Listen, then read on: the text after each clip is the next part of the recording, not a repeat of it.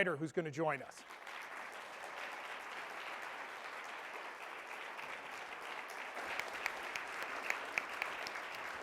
Dan, thanks for joining.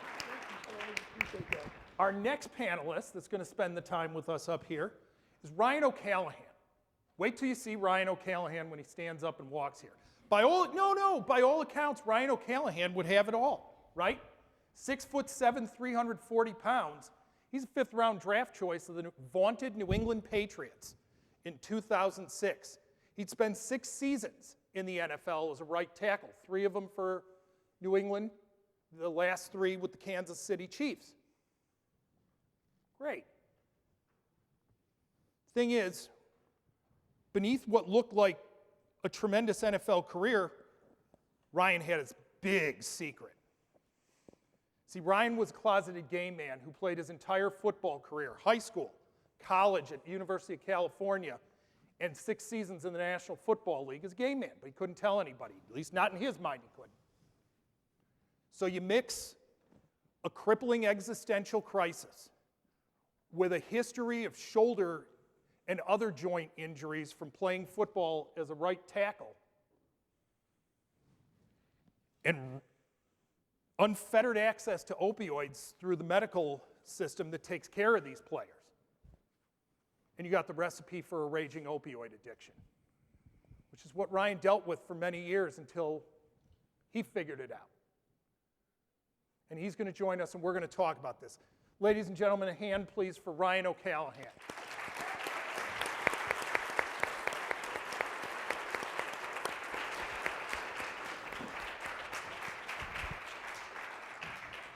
Ryan, thanks for joining us. Absolutely.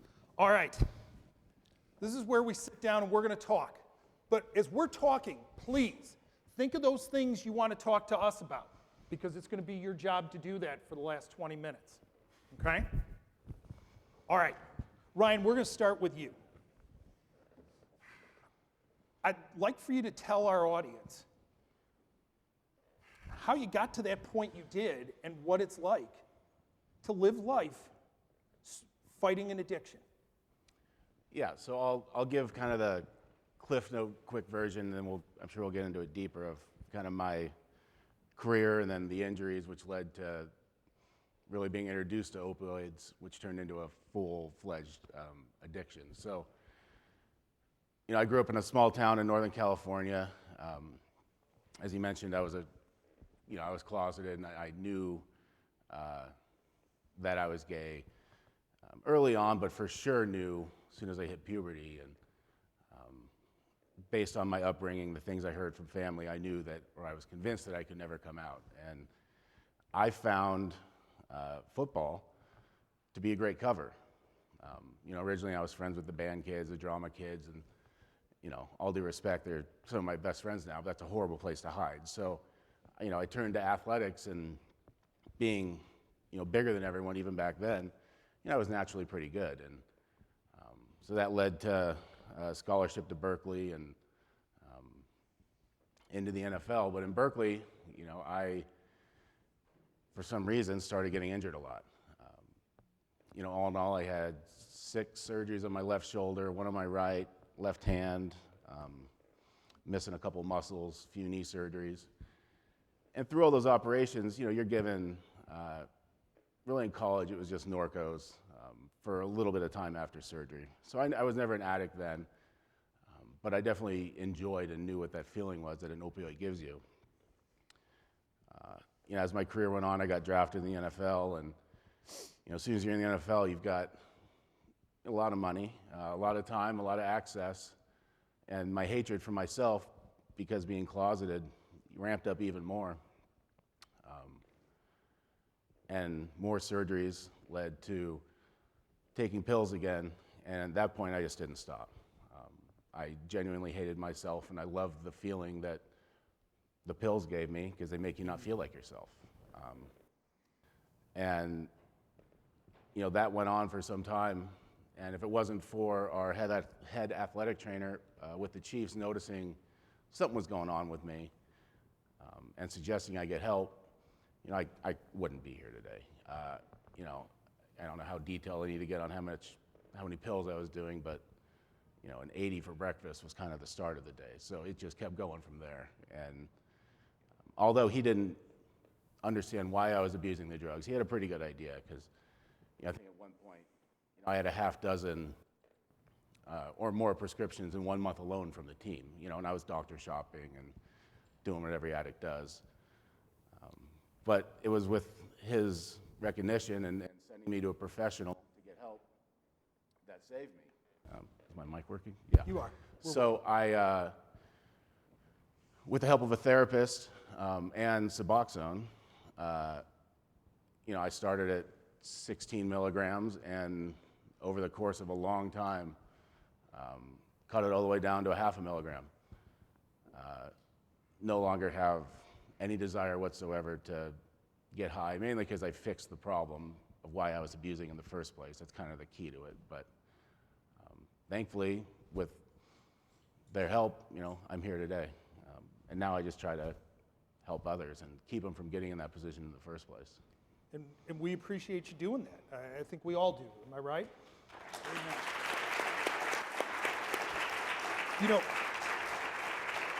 Dan, you and I are sitting here and we're listening to Ryan. And obviously, Ryan's telling us the perspective of what it's like to be in the middle of that addiction. And you and your family have the perspective of having been a party to the fallout of it. And so I'd love for you to spend some time talking with us about what it's like to discover that that's an issue and how you deal with the fallout, especially in the light of the tragedy that your family suffered. Yeah, wow. We had, I would say, the perfect family. I had a beautiful wife, my high school sweetheart. We had 2 children, blonde-haired, blue-eyed boy, first child. We did a lot of things together, thank God. Did a lot of traveling and vacations, and I was a pharmacist, made pretty good money, had a pretty nice house, pretty nice cars, and we had to worry about an ass, literally. Okay, and Danny, our boy, never had a court date. He never had a rehab. The only thing that I ever knew that he was aware of was he had smoked some pot, and we tried to discuss that with him and whatnot. We thought we had that under control. And I had talked to him numerous times about not going any further than marijuana because it was extremely dangerous. Okay. But anyway, we got this great life going and everything's all happy. And then all of a sudden, our son comes to us and says, "Hey, Dad, I'm going to go get some notes for a history test." And he leaves the house. And 5 minutes after he leaves the house, we get a phone call from one of his friends. We didn't understand the meaning of that at the time. But in any event, we go to sleep, and my son said some good things, but he laughed. We said we love each other, don't be too long, all the traditional things, but we didn't know that was the last time that we speak to him. Okay, thank God we said those niceties. Okay, but in any event, 2 o'clock in the morning, we're sleeping, and there's a loud knock on the door, and it's 2 policemen, and I don't understand what's going on. I think Danny's upstairs sleeping, and they asked, sit down. We sit down, and they said, this is what I heard anyway, what my mom would allow me to hear, okay, was that he had been shot. And I said, what hospital was he in? He said, no, he's dead. And my wife screams, hollers, guttural sound. She says, no, he's upstairs in his room. And his little sister was upstairs, and she ran to his room, hoping to find him. And then she talked downstairs, and she said, Mom, he's not in his bed. And so our whole life changed. Okay, we didn't even understand how he got shot, how that he was involved in serious drug use, or that he had an addiction. We were totally blindsided, and so we had to deal with not only losing him, but at the time, I hate to admit it, I had a lot of stigma, like most people have, about addiction and people who do drugs. And so I had to come around quite quickly and learn, okay? And some memories came back about Danny, though, that maybe about a week before he died, we did see a few signs. Now I would probably know what those signs were. And at the time, I even suspected drug use. So I went and had a conversation with him, Dad, the father to son, and I said, Danny, are you doing drugs? Because he had forgot his keys in his truck, and I caught him missing work one day, and he said he was off, but his boss called, and naturally he got caught in a lie, okay? And so I started suspecting something. I asked him, are you doing drugs? He said, no, but Dad, I'm depressed. And so, again, I guess I was relieved. Depression was not as bad as drug use, okay? And so, and ultimately, I had a big conversation with him. It was a really good father-son conversation, okay? And I gave him some ideas on how to overcome his depression and how to organize himself and try to set some goals and whatnot. And about 2 days later, which is only a few days before he gets murdered, okay, he comes to me and he thanks me. He says, Dad, that was a really good meeting we had. And he says, I'm going to tell you I'm going to do this, I'm going to do this. I agree with you on this, and I agree with you on that. He says, but there's one other thing I like to do. I like to discourage kids from doing drugs. And at that time, I said, boy, I was relieved. He's really not doing drugs. He's got this. He's got this. What I now know, in hindsight, is stigma, the very stigma that I had and many of us have, sometimes they carry and with this, and that he dealt with not only with drugs, but with his sexuality, okay? It prevented my son from telling his dad. Yeah. Okay? And so, in a sense, stigma killed him. Okay? I did find out after, and not everybody gets this gift, and it's made me more determined to do this than almost anything else. But I found out later that phone call we got was one of his friends, because Danny, about a week or two before, had talked to his friends and said, I don't want to do this. I got cravings, and I can't wholly control myself. This is different. I've played around with drugs a little bit, but this is different. And they said, look, we'll call us up, we'll get together, we'll go and have a beer, shoot some pool, okay? And that was a friend calling him to make contact. He called 2 friends that day. So right away, I learned that, this kid didn't want to do this. Okay? And I started understanding addiction, and I studied addiction, okay? Then I had to go to the police, because my son wasn't a killer, he was a drug user that had an addiction. Well, I ran into stigma again, okay? The police didn't give a crap about this kid, okay? I hate to say it, the impression was almost he got what he deserved. And they didn't know my kid, and they didn't understand addiction. Of course, I have to admit, give them a little bit of credit, a year or two before, I would have probably said, what was the stupid kid doing up there? Okay? But I learned quick, and again, they botched up the investigation a little bit, they did, and then I went out and tried to start solving the case, okay, and then they actually started working against me. I found a witness, and they actually tried to destroy the witness. And so anyway, I had a bunch of hurdles to overcome. God was with me. I had made a commitment early on with God. First, I did almost like Ryan did, I thought about suicide. Of course, in my case, it only lasted a couple of days. Then I went on a mission, okay? I was going to discourage kids from doing drugs, but first I had to find my son's killer. And so, yes, I worked and found his killer, walked in dangerous areas, found a witness, she became a hero, and we solved the case. And my further commitment was not only to Danny, but to God. If you help me get my son's killer off the street, I will go on a mission to teach parents and educate kids and the whole 9 yards, okay? And we finally accomplished that mission. Then I was faced with a doctor in the area doing this. And so you can watch the show, and hopefully it's soon to be a movie. They're supposed to be working on it in Hollywood. We'll see if that ever actually happens, okay? But You guys know Hollywood. Yeah. We're rooting for Robert Downey Jr., who's maybe going to play me, okay? So his wife likes it, so, sometimes the women win the case. But any of that, I do want to say something that he mainly made. I told you kind of like a little summary of the story, but it does change your life. I mean, losing a kid, okay, and everything we've went through now, obviously we tried to convert this into an energy to do some good, just like Ryan has tried to convert his energy into doing some good and to teach other people and make other people aware, okay? But, still, his birthday's coming up at the end of this month.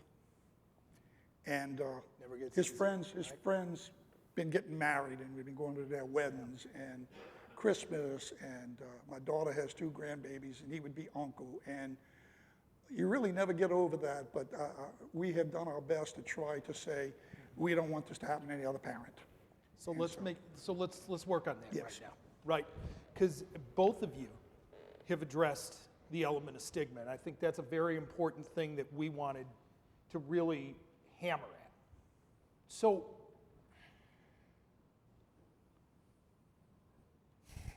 how do we, as a group of pharmacists, how can we break down the stigma that gets associated with it? Let's start with that. Ryan, let's start with you. What is it that we can do as a group of pharmacists that can help break down some of that stigma?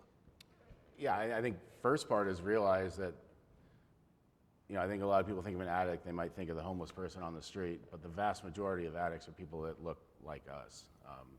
They have access to money, they have access to drugs, they're in more social circles. And so I think the first thing is really realizing that some of your friends are probably addicts, and recognizing that, and maybe adjusting your language in a way to maybe not call them out, but acknowledge issues you might see coming. Because if it wasn't for someone recognizing what I had going on, I never would have turned right and sought help. By the way, we will get to that later. I don't want to lose that. Yeah. But yeah, I think that's a great start, is actually first realizing what an addict actually looks like.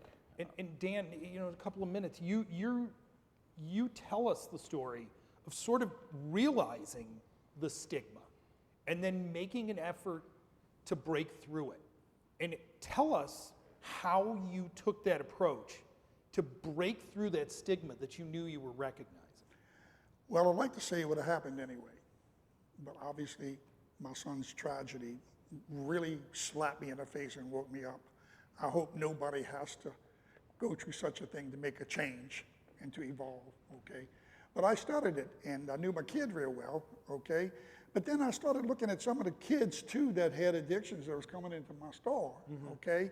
And these were, a lot of them were kids like my son. It can happen to anybody, and so I looked differently at people, okay? And I developed an empathy and a compassion, okay?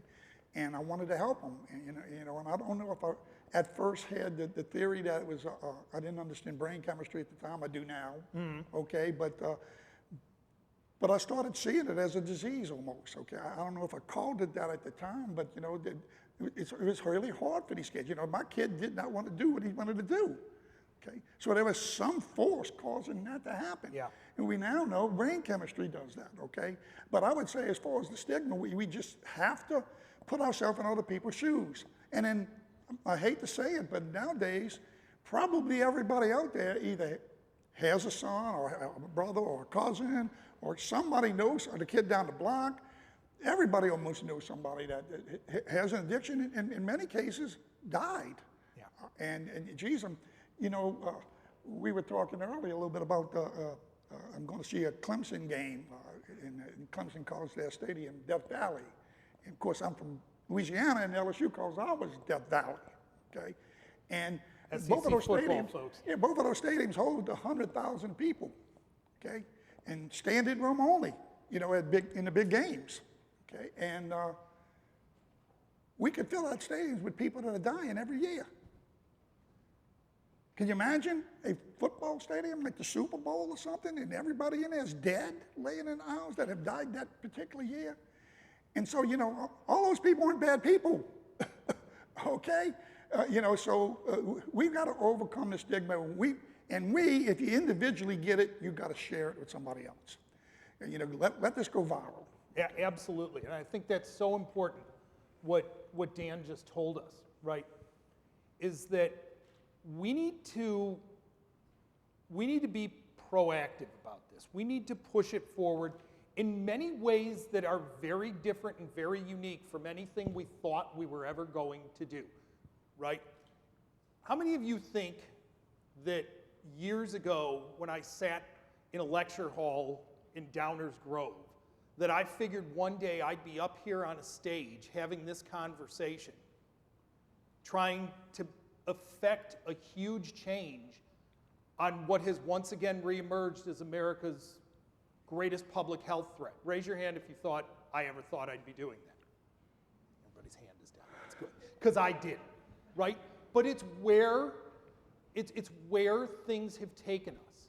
And if they take you there, do it. Right? If it takes you there, do it. And so, Ryan, I want to keep going on empathy here and as a means of breaking down stigma. And Dan sort of told us how he looked at stigma and decided he was going to make a change.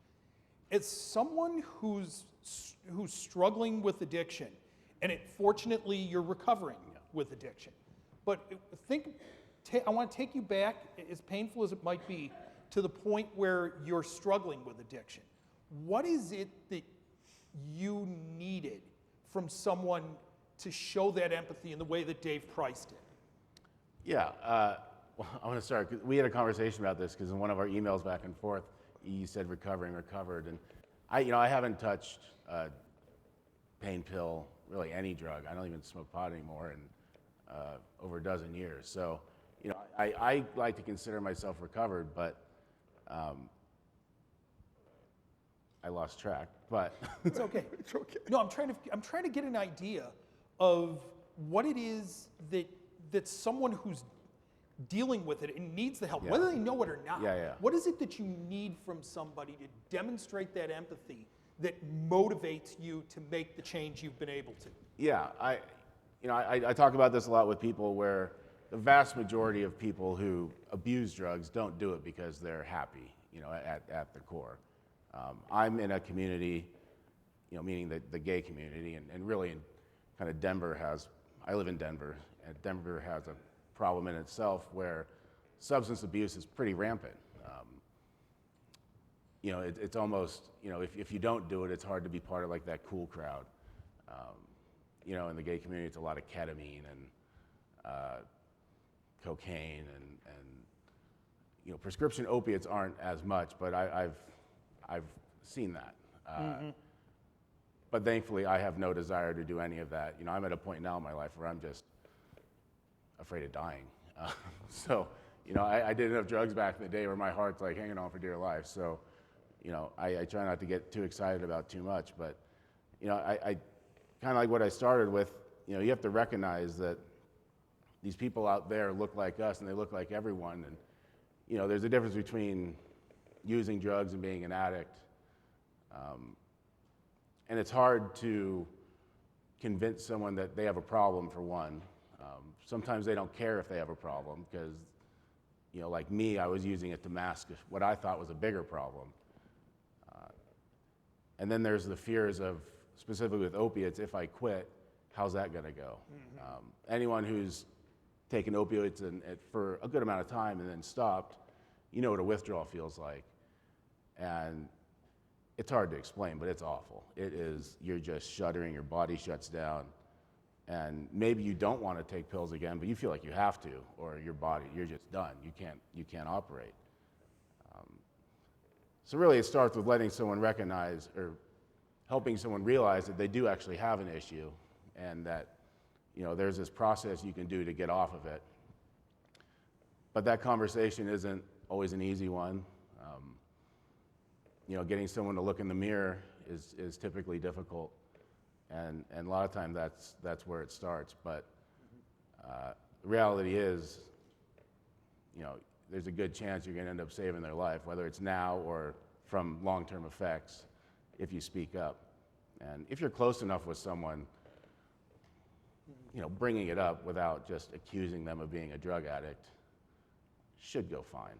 And we're going to come back and we're going to explore that in a little bit, but I want to bring Dan back into the conversation because, Dan's told us that as a response to Danny's death, you decided that your way that you're going to contribute to a solution is to find ways to get people help, and you've done that a lot. The Tunnel of Hope is an organization that Dan has founded, and you're trying to do a lot of work toward developing practical solutions for the people of the Louisiana area that are dealing with this. Tell us a little bit about what that's been like, because it's not been a smooth road, correct?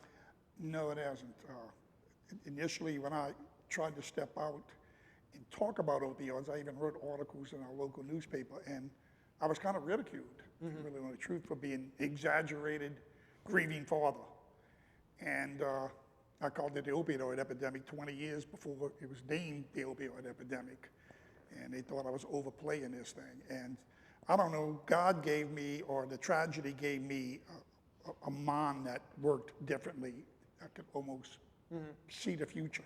Okay, so I started looking for ways to not only go talk in schools and educate and try to do what my original goals was, but then I did shut down a few pill mill doctors. One was particularly notorious, okay, and that's a big part of the story. Sure. Okay, but then what else could I do? Okay, and I want to maybe clarify something now. Maybe some of y'all all know this. Maybe I'm preaching to the choir, but there's this thought process out there, and I even had at the end of my documentary, if I could change something in the original documentary, I kind of said at the end, you know, did I really do the right thing? Because at that time, there was a certain mentality is when we really started restricting prescription opioids, okay, that people went to heroin, and even more people started dying. So believe it or not, I got most of my comments were 99 or 90% positive, but I got a few negative. You know, you're the one that started the heroin addict, okay? And at first, I sort of believed that, okay? Yeah. But I took a look at it, and there's a Dr. Andrew Kolodny. I don't know if you know Dr. Kolodny. I know the name, I don't know it. He's okay, and he's did some studies on this. And when I thought back on it, the truth is, prescription opioids started being restricted. Maybe 5 to 10 years before they were restricted, people started going to heroin. They didn't go because they were restricted, okay? They went because of price. Yeah. In our drugstore, okay, they had to go to a pill mill doctor and pay $300 for a visit. And then they had to go in, and if they got the brand name OxyContin, for 100 of them, it was like $700 or $800. Okay, and of course, a lot of them had to sell some of the pills to furnish this whole thing. But you know, obviously, the cartels or the dealers or whatnot came in with heroin and started marketing heroin. Okay, so this started before we actually curtailed prescription. So that's a fallacy that I like to clear up with a lot of people. There's no question, right? And I want to take this moment because we've sort of heard this broach, so I think this is a great time to have this conversation, which is that the American opioid epidemic, the modern American opioid epidemic is 21 years old, right? The CDC timestamps it at 1999. And that's really sort of the rise of prescription pills. And then we see the migration to heroin. And we see the migration to heroin, as you point out, before we really get on top of the supply restrictions, right? And we do it because of price. Yeah. And now we see the rise in the epidemic with the synthetic opioids. Everybody knows the synthetic opioid that's powering it, right? What is it? Fentanyl, right? And so I hear the stories of, Dan's telling us stories of knowing of the street trade. Ryan's telling us stories of the clandestine market trade, even in the community in Denver, right? Does anybody know what DEA's current estimate is for the number of street doses that are presumed to be tainted with fentanyl? The percentage. 70. DEA estimates that 7 of every 10 street doses is tainted with fentanyl. The ketamine being scored in the bathroom of the club, the lines of coke on the back table. 70% chance there's a lethal dose of fentanyl, right? So with that in mind, I want to know what you guys think, because to me that's scary is all you know what. I mean, that's powered me. That one is what motivates me to do all the things that I do, right? And I'm wondering what the two of you think of that. Yeah, I want to add too, like you said about, you know, the cracking down the pill mills didn't turn to heroin.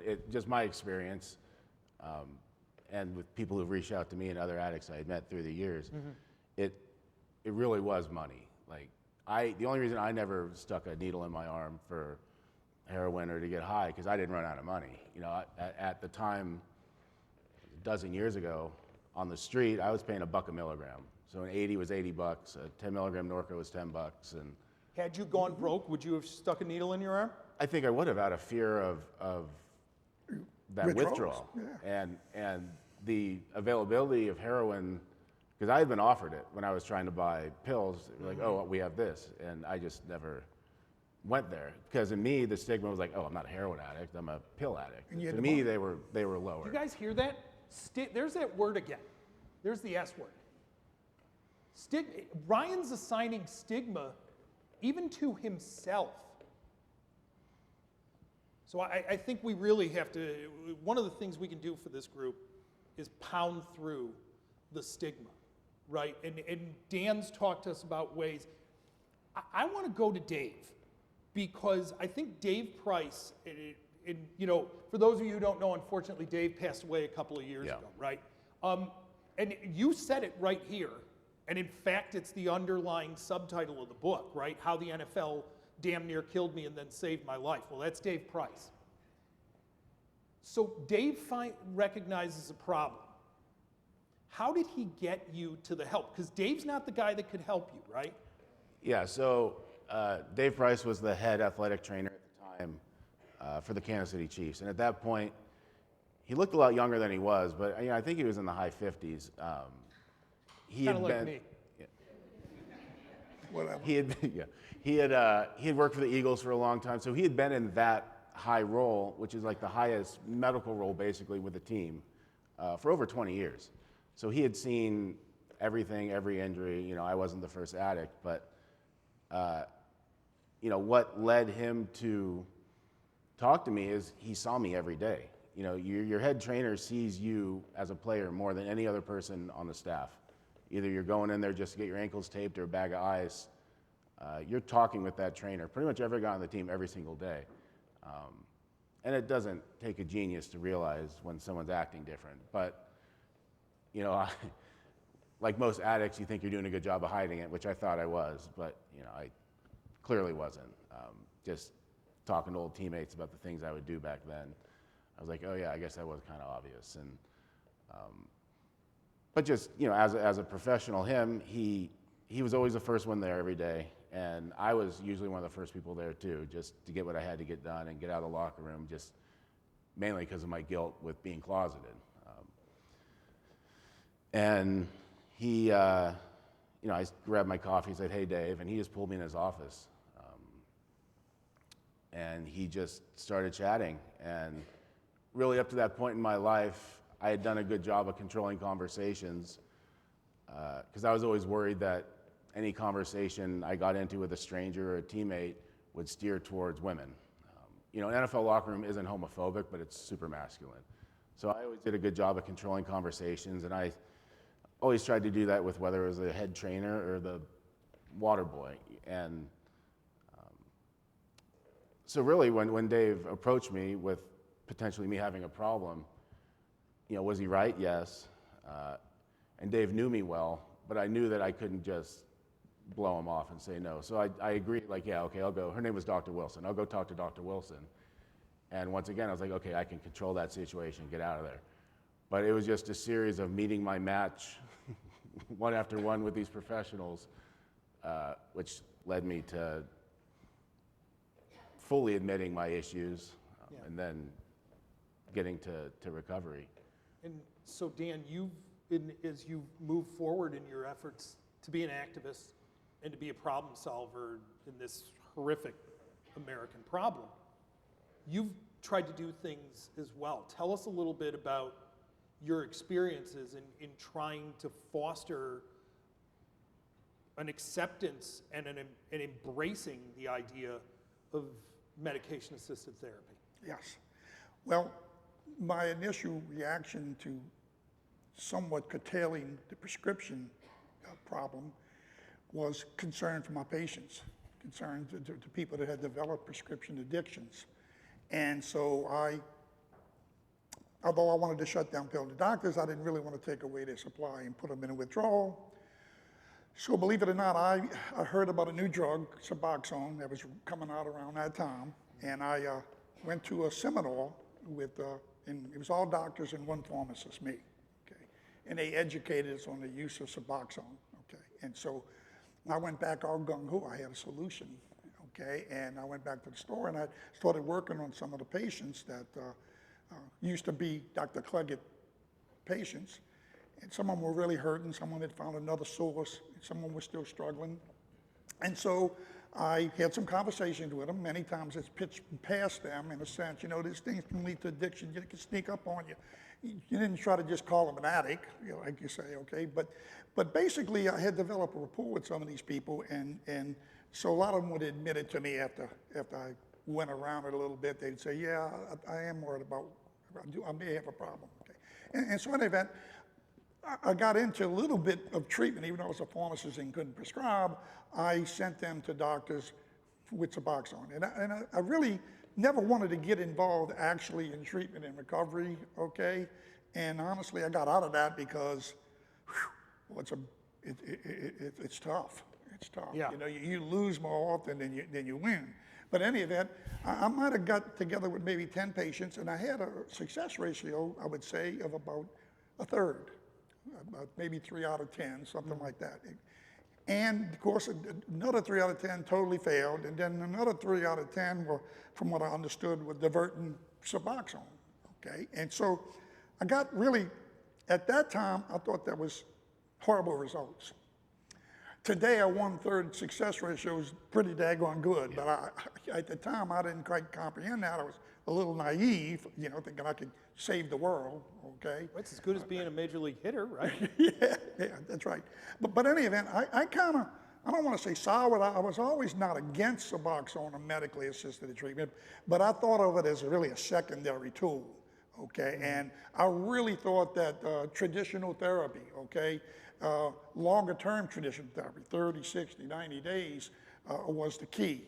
And maybe it to some extent was, until after my documentary showed and I started getting this platform and I started speaking, something else happened that was really sad. I really thought, in a sense, I was naive again. I thought, boy, man, my documentary is gonna change things, and the needle was gonna start going down. Well, it didn't go down, it went up. Okay, of course, fentanyl came into the picture, okay? And again, it not only in tainted products, but the product itself is, what, 50 times, 100 times more potent than anything else they had before. And people were dying, and then I started realizing that, you know, I started taking a look again at medications. Okay, and now I'm understanding brain chemistry and serotonin and all this stuff, okay? And so I started looking at this and I said, well, you know, people that go in traditional therapy, okay, one thing everybody speaks of in traditional therapy is that relapse is a part of traditional therapy. There's nothing wrong with that. Okay? And prior to fentanyl, you know, many times people would have 3 relapses and then they would succeed, and that was just part of the game. Well, I started seeing that people that relapsed died. So traditional therapy didn't seem to make a lot of sense anymore. Well, because now the greatest threat to America's public health, which is available fentanyl, is just killing them, right? Absolutely. So then I researched Suboxone all over again from 15 years before when I had tried it. I started looking at diversion when it does occur. Well, why is it even being diverted, okay? And I realized these people weren't taking it to get high.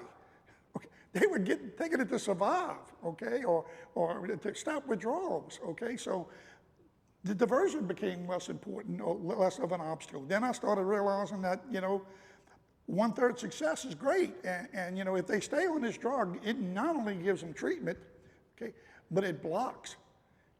One little story I went to check real quick. I had a niece, and she was a heroin addict.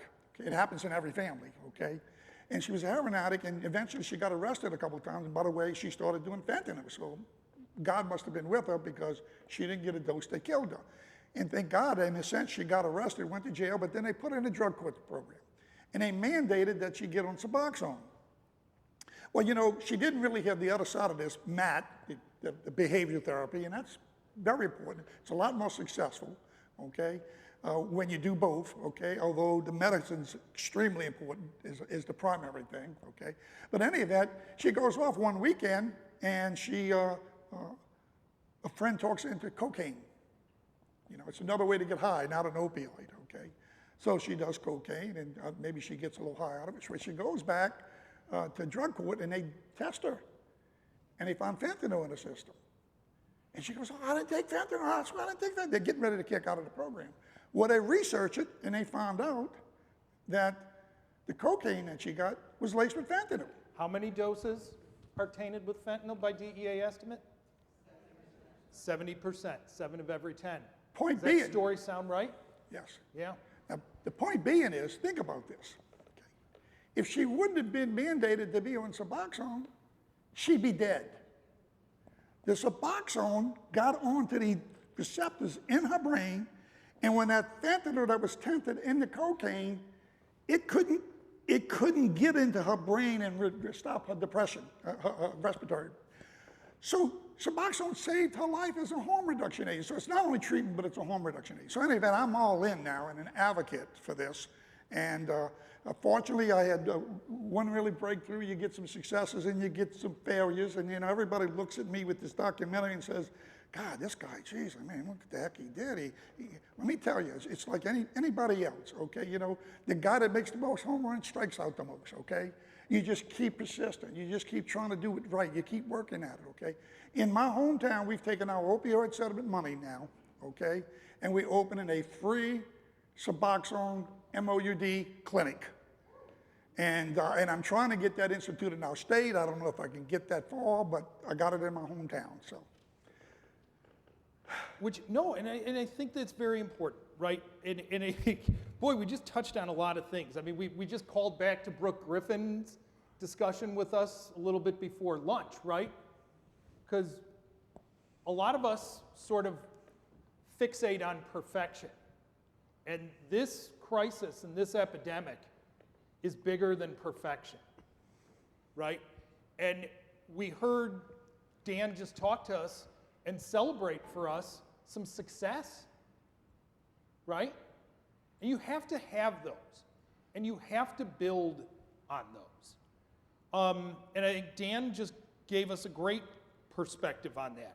I mean, I know I'll tell you, I think a number of you are probably aware that I've spent, in addition to a lot of the work that I do in the realm of helping people manage pain, I've done a lot of work in the harm reduction perspective, especially in the naloxone arena, right? And I can tell you that I feel the same way about that as Dan does about his work in Suboxone. And I think that, successes build more successes, right?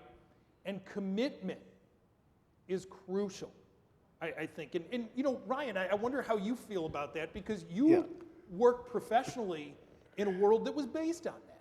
Yeah, well, I really wanted to add, though. So, fentanyl is this big, scary thing. It should be. It's supposed to be 70% of drugs. But the people that I know who do different things and do different drugs and are at risk for fentanyl poisoning, it's really not on their radar. And that's mainly because the availability of Narcan. It's so prevalent out there. I don't know if it's in every city, but in Denver, at Pride events and all these other things, they just hand out Narcan, which is great. But I feel like because of that the fentanyl, it's not this big scary monster that it should be. And obviously Narcan's a great thing, but I think it's having a pretty big impact. Well, I would hope it is. Listen, for those of you who don't know, CDC published the 2023 overdose numbers, and for the first time in 5 years, there was a 3% decline in the number of overdoses, right? But I'll tell you that while the total number of overdoses declined by 3%, the percentage of overdose deaths from opioids, where fentanyl was the agent on autopsy, rose from 90% in 2022 to 92.5% in 2023. right? So fentanyl is maybe not the big scary thing that I think we would still hope it would be. So what does that tell us? Still a lot of work to do, right? The American zeitgeist is to make a victory, to have an achievement, to celebrate it, and sometimes take a breath. And that point at which you take the breath and the duration for which you take that breath can be a little tenuous. And I think maybe we're hearing some real life accounts of that. Yeah. You know, I think this is sort of a fascinating direction in which I think we should go. And that is that I wonder, you know, Ryan, as somebody who's dealt with addiction and its consequences, what do you think the community needs from those of us in a position like this where we can offer solutions? What do we need to do for you and and the people that are struggling through this? Yeah, so what first came to mind was he was talking about when he'd have a patient come to his pharmacist and he'd maybe be a little nosy. You know, as an addict, the last thing I wanted was a question from the pharmacist. Just standing there, I didn't even want them to run my insurance. Like, I'll just pay cash, just give me the things. And, you know, I don't know ethically what you're supposed to do or allowed to do as a pharmacist. I don't know when you're allowed to not refill something or just give your 2 cents. But that's really going to be one of the main face-to-face encounters with a professional who knows what the heck they're talking about.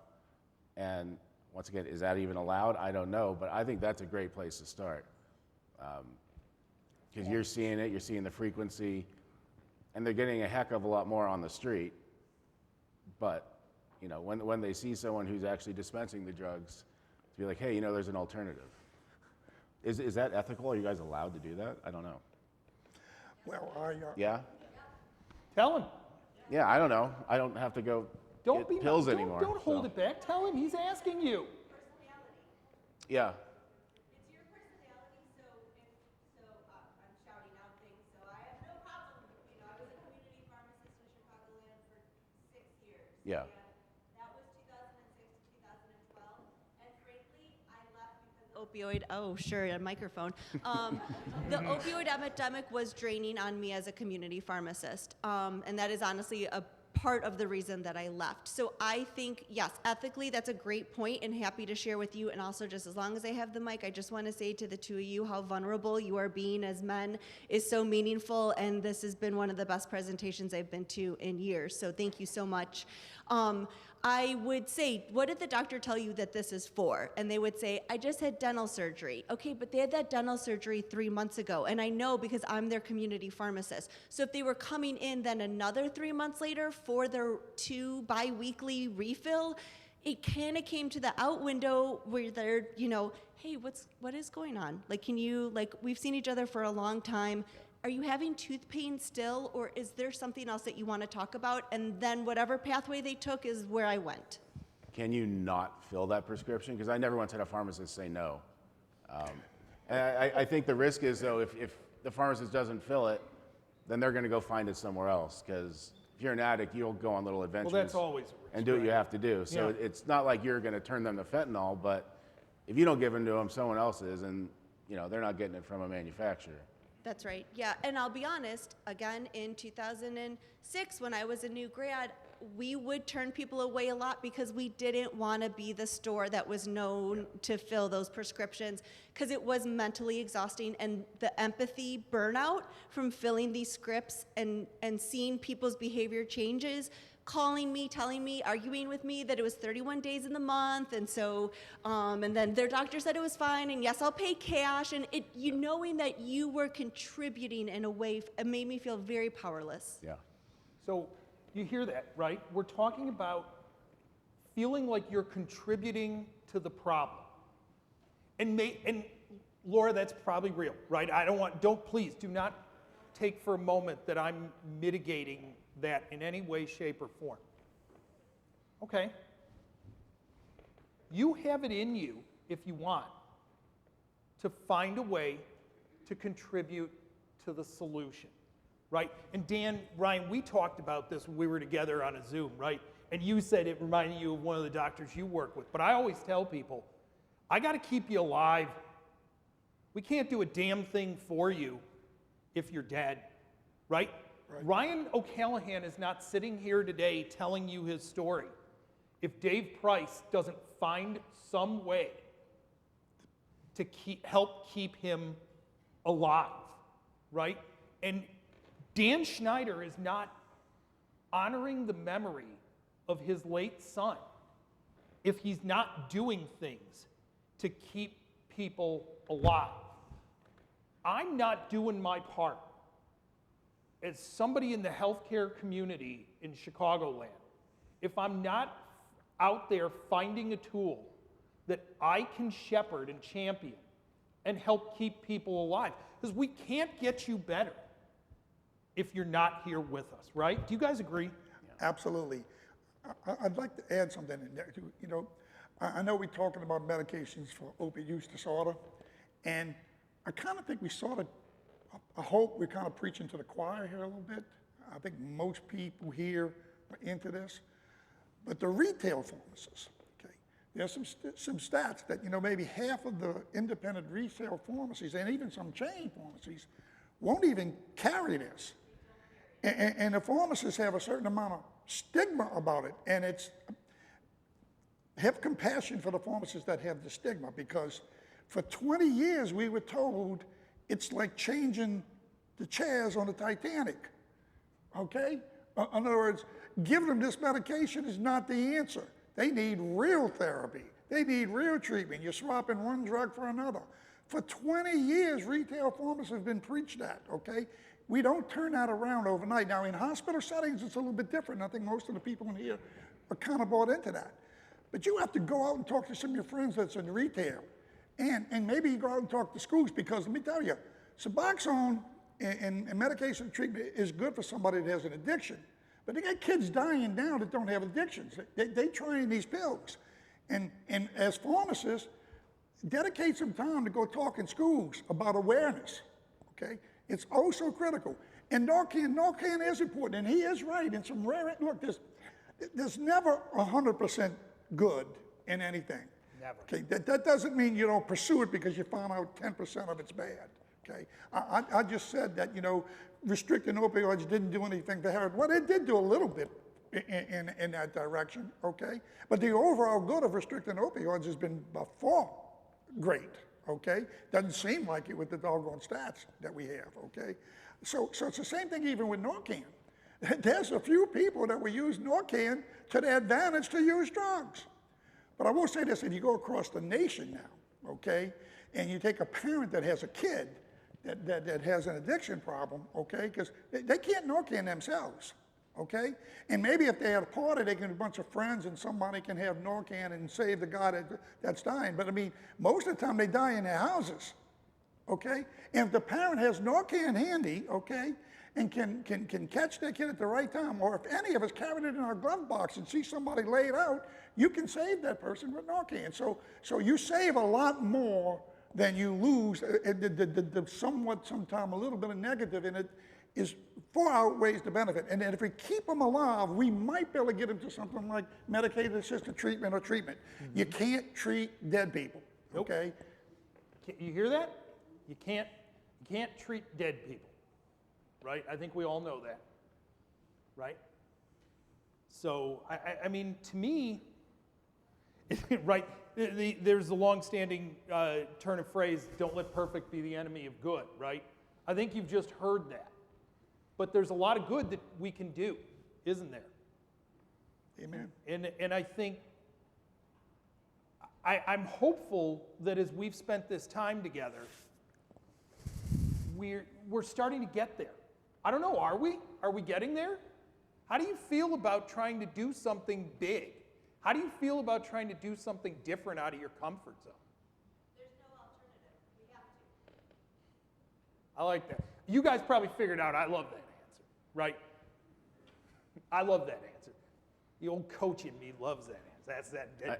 I'm curious, Yeah. is Suboxone being prescribed more now than ever or less? Has the stigma of that In my damaged state, look, in my state, I've been trying to promote it, and it's crazy, but I think we almost have to market Suboxone like Purdue Pharma marketed OxyContin. You got to show videos of people that succeeded. This guy, there's a whole bunch of people that have succeeded. We're not getting that message out enough. Well, that's why I think we thought this was so important to have you here. Right. So you could tell us a story of success. Because I can tell you, Suboxone doesn't get you high. It doesn't get me high. Right. It just makes it so you don't have withdrawals. I don't know about that other drug in it where it makes you not get affected you're by right on. fentanyl. But I know it's not harmless because you could stop breathing if you take too much, right? Something like that. It's an opioid. An opioid is an opioid. Yeah, is an opioid. I always just took what the doc gave me and followed. It is very hard to overdose on it alone, but if you're mixing it with other drugs, it's a possibility. Yeah. So you got to make sure as a pharmacist that you make sure that they're aware if they're taking something along with the Suboxone, they could have a problem. Otherwise, it almost never causes overdose and it doesn't cause a high. And I was at another seminar with a doctor from Mississippi, and he talked, and I've never wanted to call it a miracle drug, because nothing's perfect, okay, and it doesn't work for everybody, okay. But he actually called it a miracle drug. And when I think about it, is a drug that doesn't get you high, that removes cravings and withdrawals, it's pretty close to a miracle drug. It really is, and we're not using it the way we should use it. In France, they went all in on Suboxone, buprenorphine, medically assisted treatment, MOUD, okay, medicine by itself. And in France, they get it for free, socialized medicine. I know we don't have socialized medicine, but they get it for free. Their overdose deaths has gone down 90%. Now, one of the goals I have, if we can spread this message and actually get this going and move the needle, so that my daggone documentary that didn't include anything about Suboxone in it, and I wish the hell it would have, okay? But at that time, I was not into Suboxone, okay? That didn't happen till after the documentary. I'm gonna try to get it stuck in a movie if I can, okay? But if we can get this moving, okay, we the United States, we're not gonna get a 90% reduction. But if you get a 30% reduction, that's 30,000 lives a year you're saving. Yeah. And look, pharmacists, I hate to say this, and maybe not these people in this room, okay, but back when I was getting involved in this, pharmacists were not tuned into this. Not everybody just went along, but a whole lot of them did just go along. We were actually part of the problem. We didn't stand up to Purdue Pharma. We didn't say no enough. We didn't try to help the patients. We looked the other way, okay? And now we as pharmacists are going to have to lead us out of this. We the guys that's going to lead us out of this more than anybody. Okay? So please do your part to go out there, talk to other pharmacists, make them aware. Even physicians have a stigma on this thing. So if you get a chance to talk to a physician, talk to him about trying to get involved in this. They've removed the X-waiver now. They've removed a lot of barriers on Suboxone now, that they did have barriers. But one little story is, a lot of pharmacists in retail, one reason why they wouldn't carry Suboxone is the DEA was on their case pretty much. Sure. Okay? Right. Because the DEA looked at it as, man, I see this being sold on the street. It's like every other drug, okay? They didn't look at it as treatment. But the DEA just recently came out with a letter, and I don't know, maybe some of y'all got it, okay? But the letter came out where the DEA is on board. Well, usually the upper level people are, but the agents in the field aren't. Well, I went to one of these pharmacists that has been doing Suboxone now for a long time. Not every pharmacist does. And it's sad because when one pharmacist does it, and he gets all the business, it almost looks like a pill mill Suboxone clinic, okay? If every pharmacist did some of it, if every doctor did some of this, nobody would look bad in this. It would look like treatment. It would look like treatment. So in any event, he was being harassed by the DEA because he did so much Suboxone treatment. Recently, he had a DEA agent walk in his store and he goes, "Oh shit, Jesus Christ! Now, this guy's going to get all over my case." Everybody heard that word before, right? Yeah. Dan, it's not the first time Dan introduced you to that word. So he walks into this guy's store and he says, "Are you carrying Suboxone?" And he thinks the guy's like on his case. He says, "Yeah." He says, "Make sure you have enough. And make sure you have enough." Yeah. And I and so maybe things are changing. No, and I think they are. I think things are very much changing, right? And I think it's important to know that because we in the pharmacy world, we're very in tune to DEA, are we not? Right? And there is an absolute perception of who DEA is and what it does. And I want you to know, does anybody know who Ann Milgram is?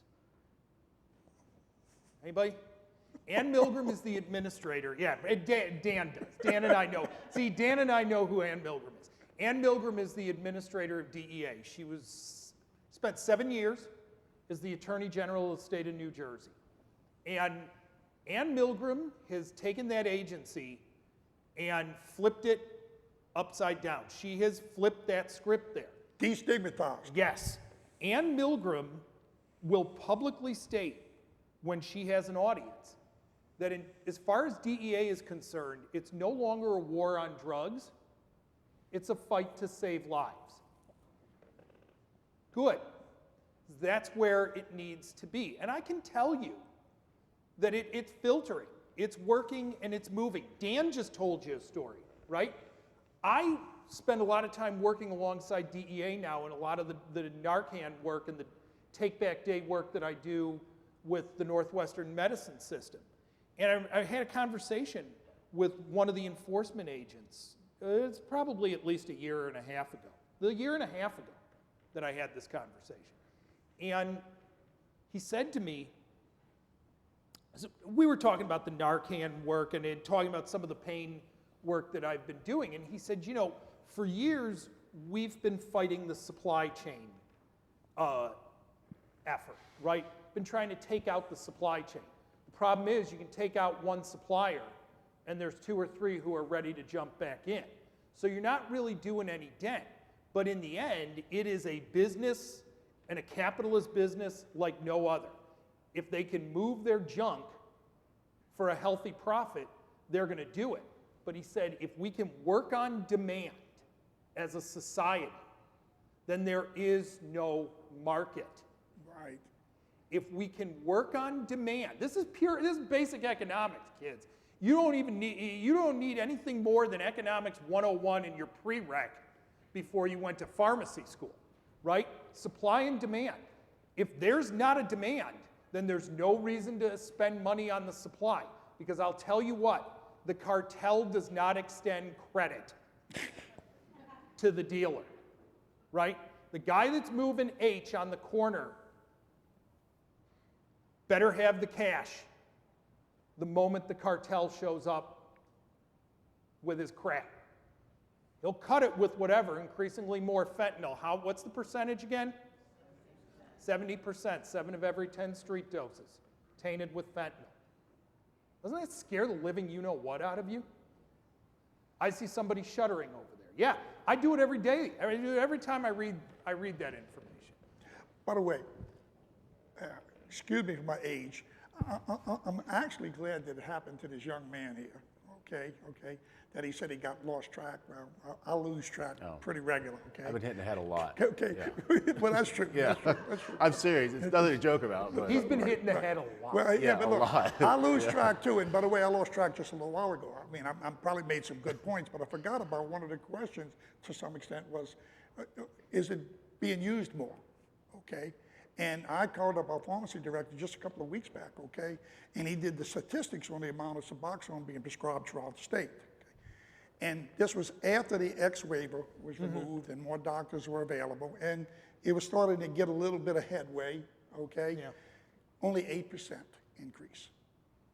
Only an 8% increase, okay? And again, I asked him, well, what do you think? He says, well, it's still stigma.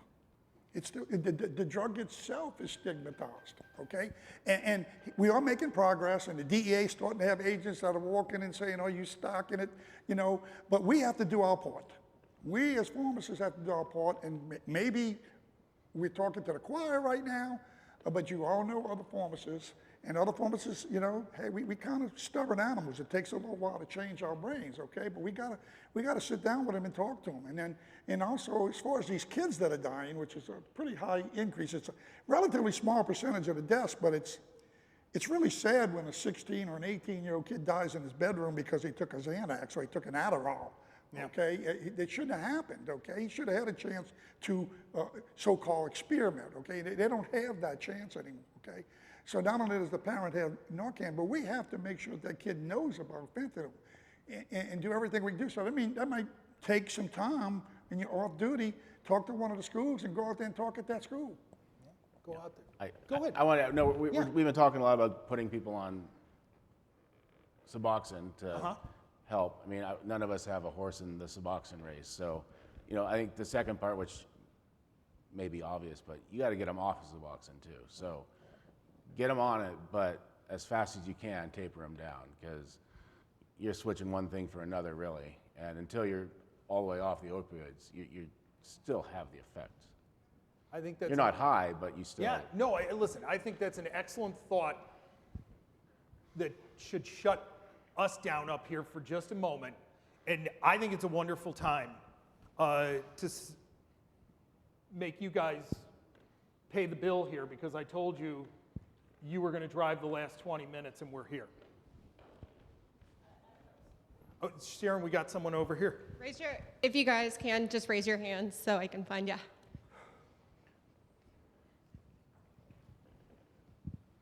I just have a few comments. I remember in the 80s when teas and blues were hitting the streets, methadone was a drug of choice to get people off of it. Suboxone to me stands to be in that same genre. But the key words that I hear here are stigma and empathy. And I think that we're looking at this whole thing, where we are, which is a middle-class community. But there's a whole community that's beneath us that is a part of this whole drama.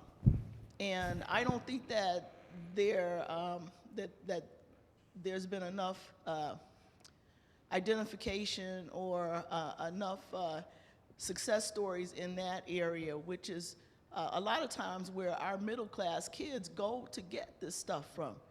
So if we don't, as Americans, look at this as something that we have to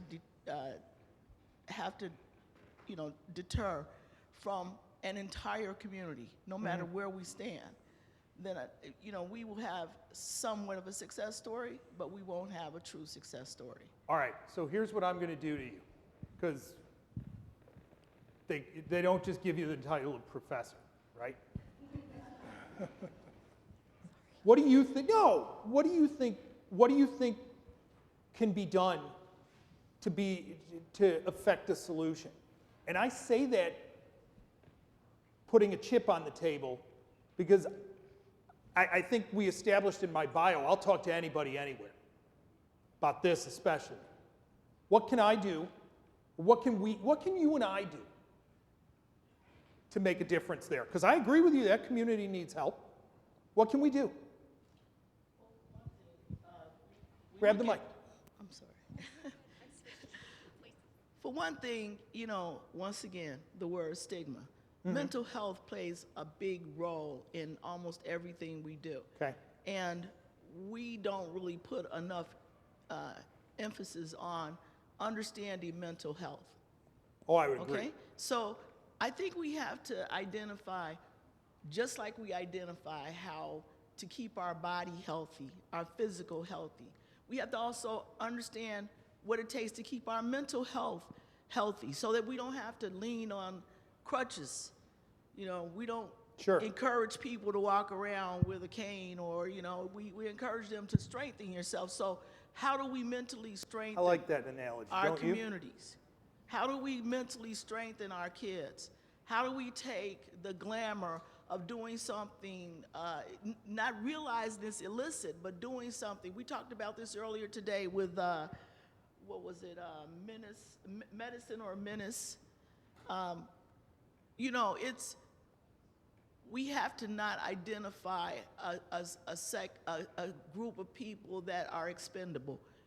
We have to make every person not expendable. And it doesn't make a difference where you come from. If you're the guy up under Wacker Drive that doesn't have a home, or if you're the guy staying, in the 100-story skyscraper. It doesn't make a difference. So do you think when someone calls me to talk about this, you want me to talk about that? I do. I'll do it for you. Find me some schools. And thank you both. Appreciate your candidness.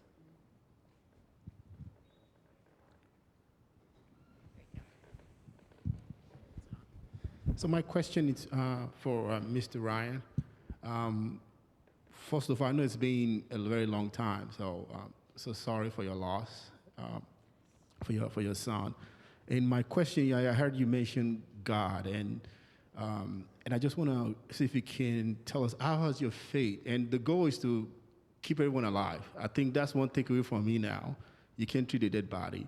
And how has your faith, or how did your faith help you, when the tragedy happened? That's the first one.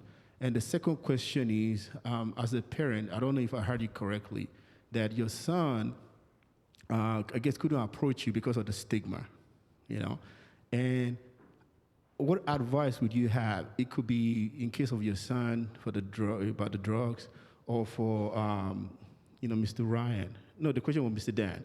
For Mr. Ryan, it could be maybe your sexual identity. It's just, what advice would you, I'm a young parent, and so what advice would you have so that we don't create that boundary? We want to extend a tough love when our kids are doing something wrong, or it could be any of the examples, But at the same time, how can we avoid creating a boundary so that when things like this happen, they can approach us in a lovely way, and we can actually, and we are busy too, we are busy parents, we go to work, come back, we're tired. But in that space, what strategy would you have for us younger parents or parents so that we don't turn them away when they're yearning for our attention and they just want to communicate and tell us one or two things, and we don't create a boundary and push them away? You said you got that 2 phone calls.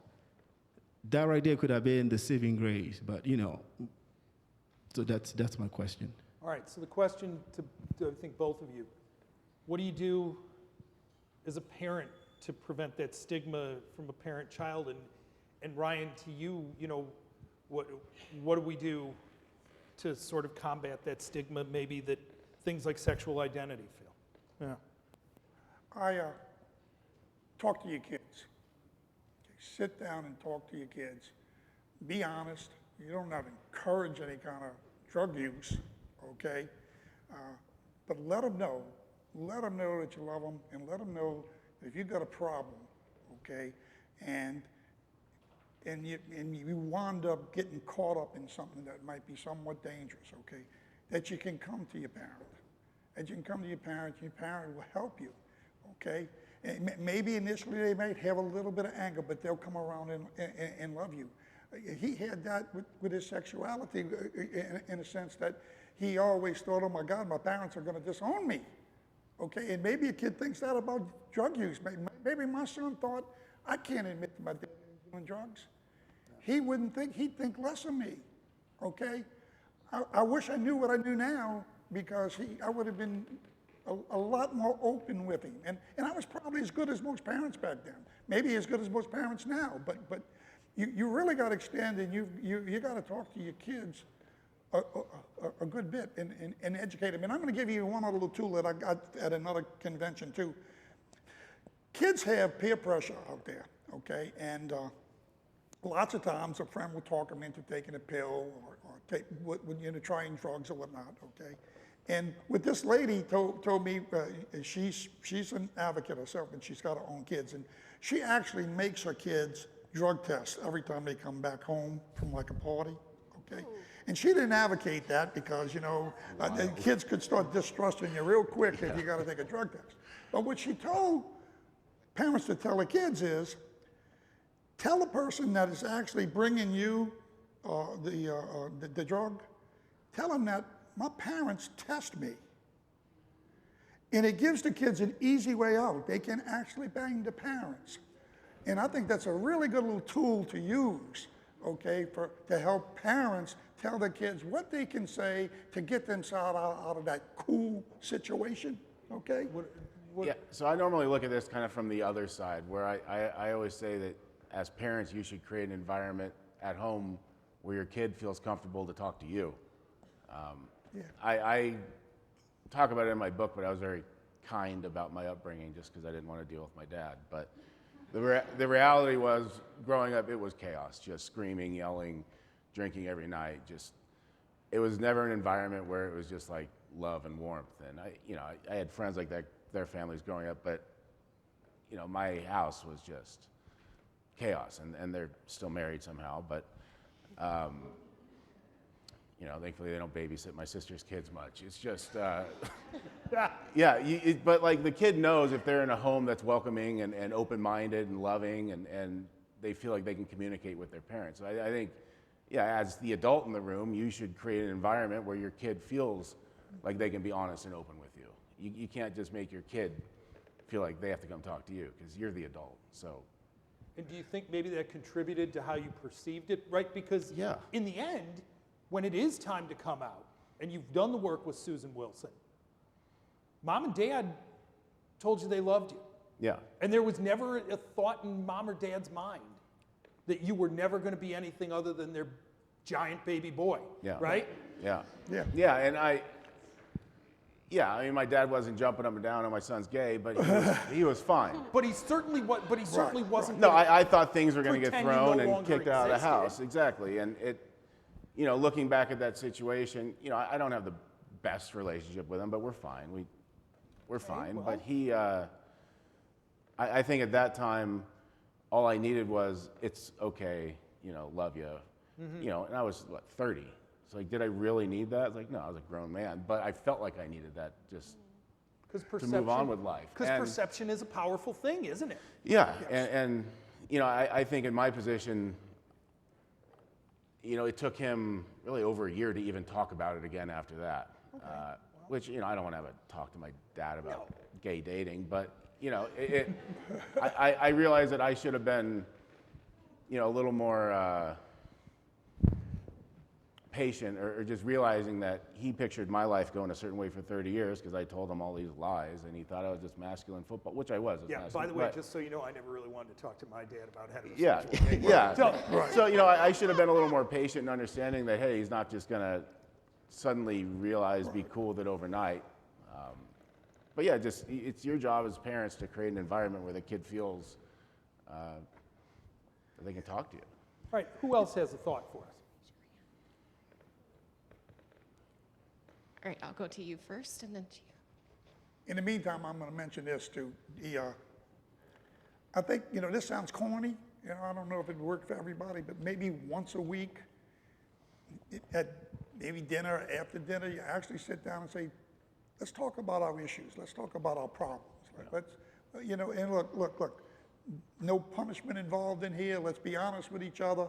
I mean, I don't know if that'll always get it out of them, but I mean, if they got a regular sense that you were willing to listen to them, and then if they do tell you something that's a little off color, you're gonna have to give them a pass to some extent. Okay? Yeah, you asked for it. Yeah. So it's a great idea. I don't know if we can institute that, but that's another idea out there. It's a possibility.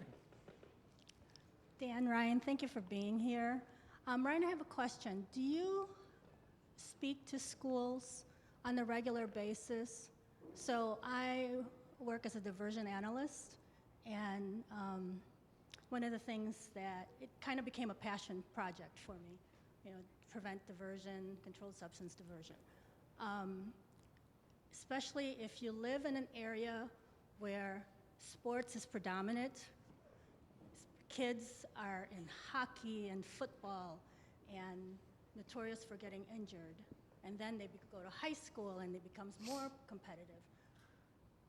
I'm hoping that there are more people, more pharmacists, more physicians speaking to the schools on how a way to not order opiates for pain meds or things like that. So I was just wondering if there's more speakers out there for schools.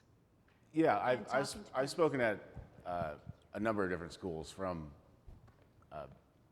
middle school in Sausalito to Princeton, and it's all different, but also same. This past year, somehow I ended up on like the independent elite boarding boys schools in the Northeast tour, and that's like a wild atmosphere. I don't know if anyone went to any of them, but like they're great schools, but it's a very, very toxic environment.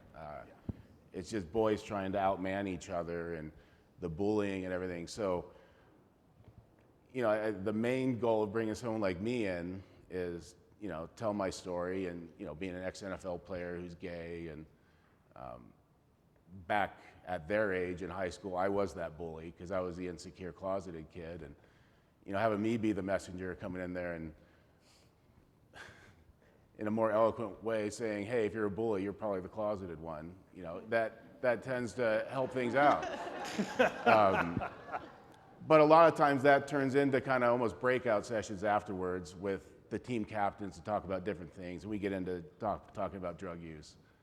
So yeah, I do go to a lot of schools. A lot of it's, you know, the anti-bullying message, and then the athletes specifically. But also it has to do with bullying, because most of the time the biggest bullies are the jocks. But we do talk a lot about injuries, and when I do tell my story, I talk about my issues with drugs and try to emphasize don't go on that route, not going that route.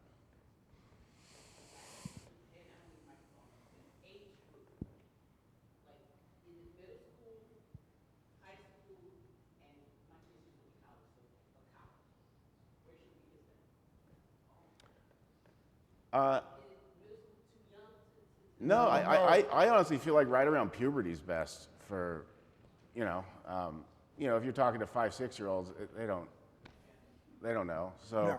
I think puberty, when you have the idea of what like attraction, sex, and all that stuff is, and that's really when bullying starts anyways, because you start to have testosterone and attitude. You hit them then. I don't think it's ever too late.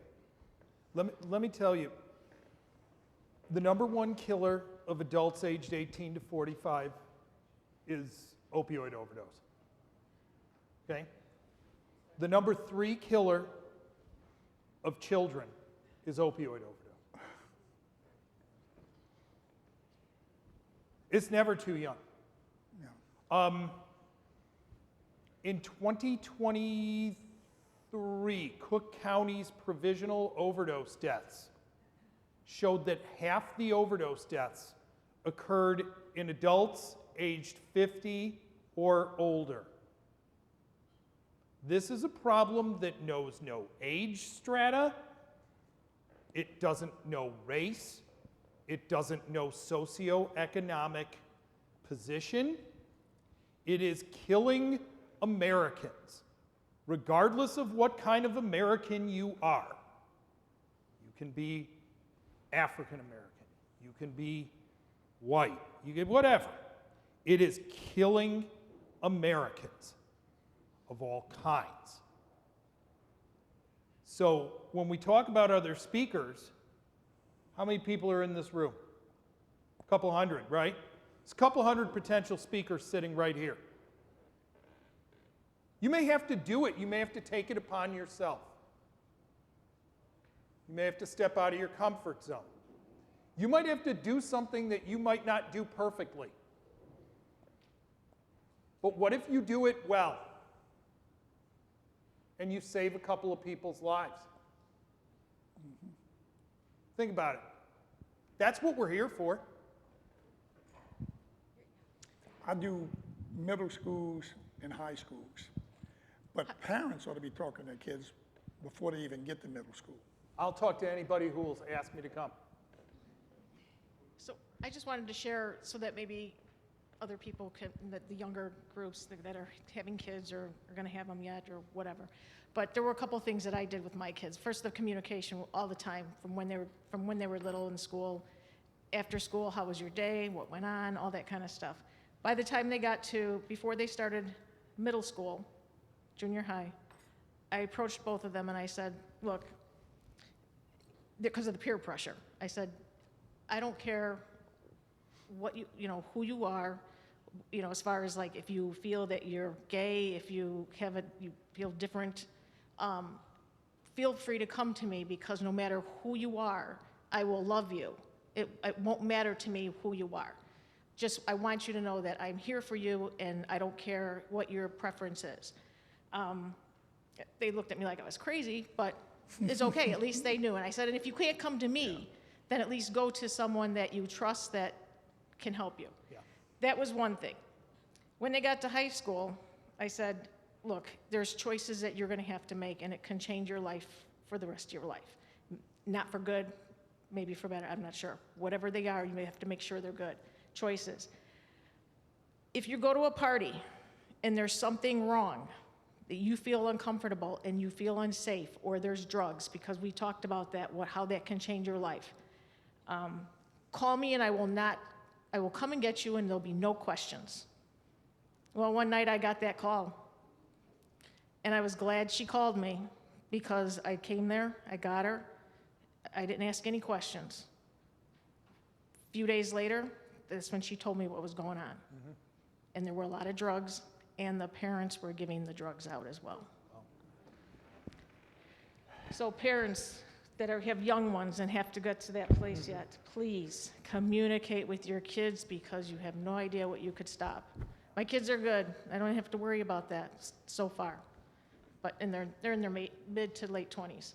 So they're still in an age that anything can happen, but I just want to make sure that it works if you communicate with them.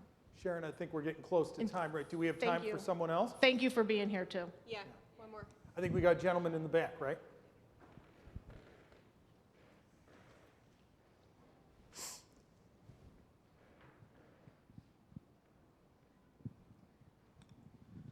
Thank you for a great session. I really appreciate it. Something that is close to me is I have 3 boys. One has ADHD. The one with ADHD we caught using marijuana and mushrooms. So that was it's still an interesting issue that we're working through. But we couldn't be surprised, because children with ADHD are several-fold higher risk of substance abuse, car accidents, and a lot of other things, sexual adventures, etc. So I think, understanding that when you're looking at the person, you gotta look at them as a whole. I agree with supportive parenting. Trying to keep that lines of communication open are essential. But schools are not currently configured to, help and support boys, especially with ADHD. Schools are set up for usually compliant people. So, schools need a lot of help in supporting mental health issues. And I think understanding that patient in front of you in the clinic, in the hospital, or in the pharmacy, look at their whole profile, do those discussions, reinforce some of those take-home points. Even if it's the parent picking up the medication, they may not be fully versed in the whole impact that comorbid mental health illness has. I don't think you could be any more right. I mean, I don't know that I have any students that have been on rotation with me, but when we talk about going in and talking to patients, even about how to use pain medication after surgery, one of the first things I tell the students when it's just us in a room is you look at that patient and you go, who the hell are you and what is your deal? Because that's going to frame how you're going to have a meaningful conversation. And the goal here, I think, for all of us as we wrap up this session is we want to have meaningful conversations. Maybe they're one-on-one, maybe they're with a group, maybe they're with a microphone in front of your face on the 50,000-watt blowtorch of love. But in any event, wherever you are, I hope that that's your goal, is to go out there and to have a meaningful conversation and turn the tide of this thing. Whenever I tweet, we still call it tweeting, right? Even though it's like X, because you can't call it X. I always end these tweets when I talk about this with my little hashtag chart a new course. Let's do that. Let's walk out of this room and start doing that together as a group. Sound good? Yes. All right. I think, Carol, that's our time. Am I right? Very good.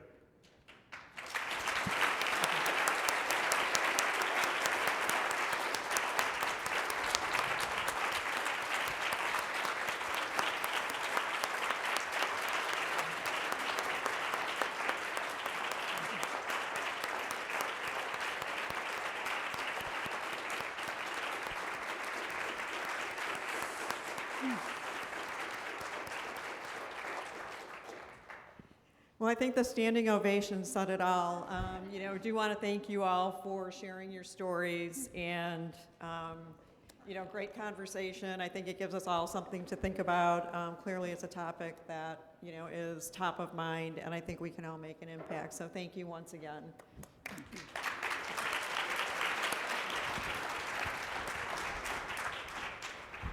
Just to give you all a little bit of an overview for the rest of the afternoon so you can plan your activities. The exhibit program is now opening in the Brook and Terrace ballrooms next door.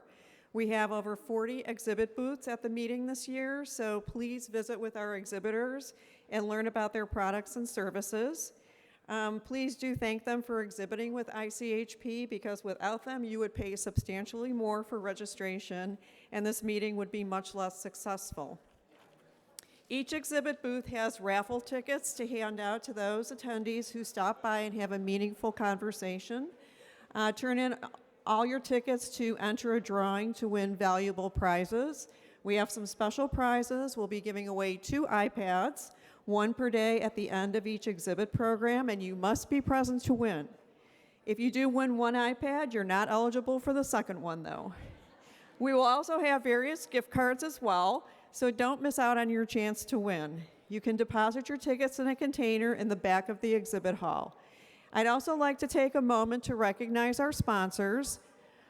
Our first annual corporate sponsor is Novo Nordisk. Our meeting diamond sponsor is Shionogi Incorporated. Our meeting platinum sponsor is Baxter Healthcare. Our meeting gold sponsors are AstraZeneca, Central Admixture Pharmacy Services, or CAPS, Fagron Sterile Services, Mallinckrodt, Moderna, Regeneron, and United Pharmacy Staffing. And lastly, our meeting silver sponsors are Assertio and Xeris Pharmaceuticals. Refreshments, those are always important, are available in the back of the exhibit hall. You can also speak to the best practice winner, Dr. Andrew Donnelly, and view the poster in the foyer. Be sure and check out the fun carnival games, too, at the ICHP booth in the exhibit hall. There's also a cakewalk scheduled for all 3 days of the meeting in the foyer, so check your meeting brochure for times and maybe you'll win a cake. That sounds good to me. Starting at 4:10, you can attend one of 2 sessions. Track 1 will be the management session, which is in the Crystal Room, and track 2 will be the clinical session back here in the Venetian Room, which includes a session on leadership as well. Please take a couple of minutes as well to complete your green future topics sheet and turn it into the registration desk. When you turn in your green sheet, you get to pull a lollipop. Remember, we need your feedback for future planning. Thank you to everyone for attending our keynote session today, and enjoy the rest of your afternoon.